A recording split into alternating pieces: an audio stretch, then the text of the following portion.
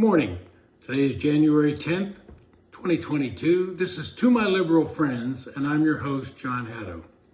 Let's talk a little bit about economics today. Jerome Powell, the chairman of the Federal Reserve Bank, will be heading up to the Senate this week for another confirmation for a second term.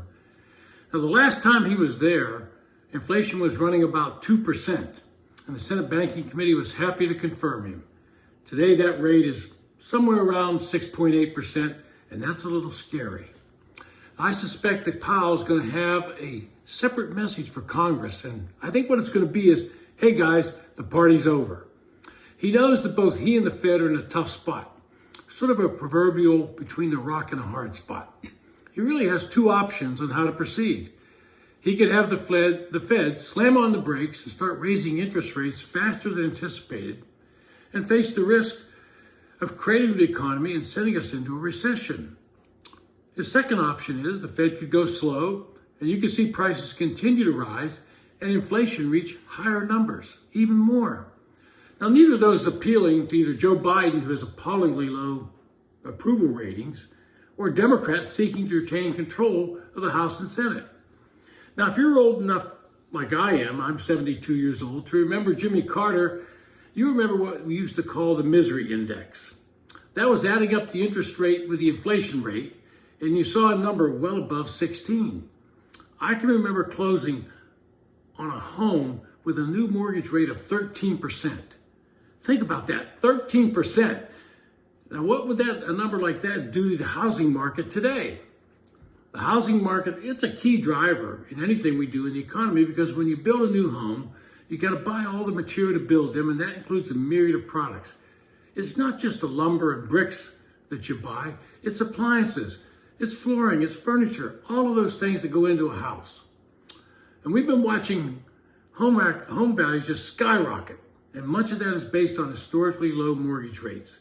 In 2021, those rates averaged out at about 2.65%. That led the price of homes seeing double-digit increases. And in November, the last data we have, year over year, it was a 20% increase. Now, President Biden is going around trumpeting a number that's really kind of fake. He keeps telling the media and the American public that his administration has created 6 million new jobs, and that's a record. What he does not tell you is that during the pandemic, we saw a loss of over 9 million jobs. So getting back 6 million of them is not that great a feat, and it's still short of the $9 million mark of what we lost. So where's all this heading? For the past 12 years, the Fed, dating back to our last recession, has been engaged in some extraordinary support for the economy. Through their program of quantitative easing, by that I mean the Fed has been buying financial assets from commercial banks. They've been infusing the economy with artificial money, and this is one of the real causes of inflation. Then Congress decided to pour gasoline on the fire. With the pandemic, they started handing out government money. Since they don't really have this money, it's not something they have in their pocket, it means they have to print the money. So when all of you get a stimulus check or a child tax credit check, you're really being made complicit in this shell game with money. You may like the extra money, and you look at that and say, hey, it looks good in my bank, but then you go to the store to buy something, and wow, you start complaining about everything costing too much. There's only one solution to this problem: to get the government and the Fed to stop trying to artificially prop up the economy. Let the market take over and set real prices and real wages.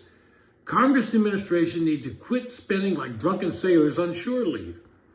Wouldn't you just love to see the government pretend that they're a real family and have to live within their means? Wow, that would be something different, don't you think?